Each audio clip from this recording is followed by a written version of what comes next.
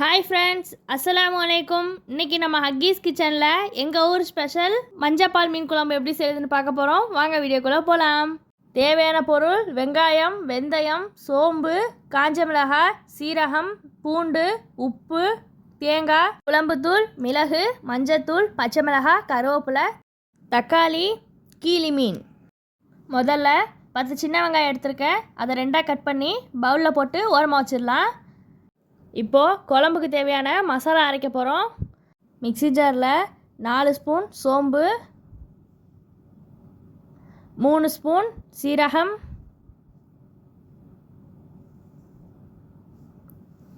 1 spoon மஞ்சள் தூள்,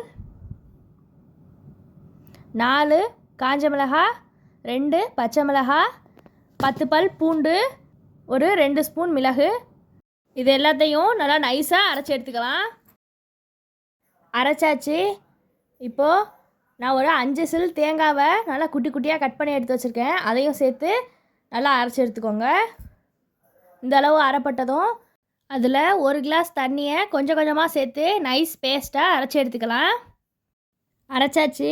இப்போது இதில் 4 ஸ்பூன் குழம்பு தூள் சேர்த்து அதையும் நல்லா பேஸ்ட்டாக அரைச்சி எடுத்துக்கலாம். தண்ணி பத்தலைன்னா கொஞ்சம் சேர்த்துக்கோங்க. இந்த மாதிரி நைஸாக இருக்கணும்.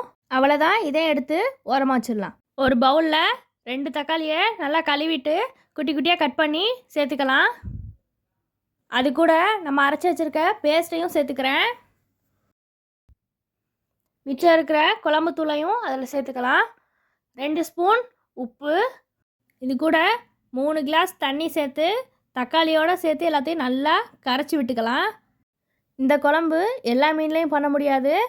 கீழி மீன், நெத்திலி மீன், காரல் மீன், இந்த 3ல் தான் பண்ண முடியும். நான் இன்றைக்கி கீழி மீன் தான் எடுத்திருக்கேன். இப்போது அடுப்பு ஆன் பண்ணி கடாயில் ஒரு 3 ஸ்பூன் எண்ணெய் ஊற்றிக்கலாம். அதில் நம்ம கட் பண்ணி வச்சுருக்க வெங்காயத்தையும் சேர்த்து நல்லா முருகலாக வதக்கி எடுத்துக்கலாம். பெரிய வெங்காயம்னா 1 போதும். இப்போது இந்த அளவு நல்லா வதங்கினதும் பாதி வெங்காயத்தை எண்ணெயோடு அள்ளி வச்சுக்கலாம். இப்போ அதில் 1 ஸ்பூன் சோம்பு, 1 ஸ்பூன் வெந்தயம், 1 கொத்து கருவேப்பிலை சேர்த்து அதையும் நல்லா வாசனை வர வரைக்கும் வறுத்து எடுத்துக்கோங்க. வதங்கிருச்சு. இப்போ இதில் நம்ம கரைச்சி எடுத்து வச்சுருக்க மசாலாவை சேர்த்துடலாம். இப்போது இதை நல்லா கிண்டி விட்டுட்டு உப்பு செக் பண்ணி பார்த்துக்கோங்க. நல்லா கிண்டியாச்சு. இதை மூடி ஒரு 5 நிமிஷம் நல்லா கொதிக்க விடலாம். இடையில ஓப்பன் பண்ணிடாதீங்க, இல்லைன்னா அந்த மசாலா ஸ்மெல் வரும். அவ்வளோதான். இந்தளவு நல்லா கொதிச்சிருச்சு. இப்போ இதை ஒரு டைம் கலந்து விட்டுட்டு நம்ம எடுத்து வச்சுருக்க மீன்லாம் அதுக்குள்ளே சேர்த்துடலாம். அடுப்பை ஸ்லோவாக வச்சு சேர்த்துக்கோங்க. அவ்வளோதான், சேர்த்தாச்சு. இதே ஒரு டைம் லைட்டாக மேலாப்பில் கிண்டி விட்டுட்டு ஒரு 5 நிமிஷம் கழித்து நல்லா அந்த மாதிரி கொதி வரணும். இந்த ஸ்டேஜில் ஒரு கை முருங்கைக்கீரை சேர்த்துருக்கேன். உங்களுக்கு வேணும்னா சேர்த்துக்கோங்க. இது சேர்த்திங்கன்னா டேஸ்ட் ரொம்ப நல்லாயிருக்கும். இப்போ இதையும் ஒரு டைமு கிண்டி விட்டுக்கலாம். இந்த கீரை ஹீட்லேயே சீக்கிரம் வெந்துடும், அதனால் ரொம்ப நேரம் வேக வைக்கணும்னு அவசியம் இல்லை. இப்போது கொதி வந்துடுச்சு. நம்ம எடுத்து வச்சுருந்த வெங்காயத்தையும் கடைசியாக சேர்த்துடலாம். சேர்த்தாச்சு. அதையும் ஒரு டைம் கிண்டி விட்டுட்டு ஒரு கொதி வந்ததும் அடுப்பு ஆஃப் பண்ணி இறக்கி சர்வ் பண்ணிடலாம்.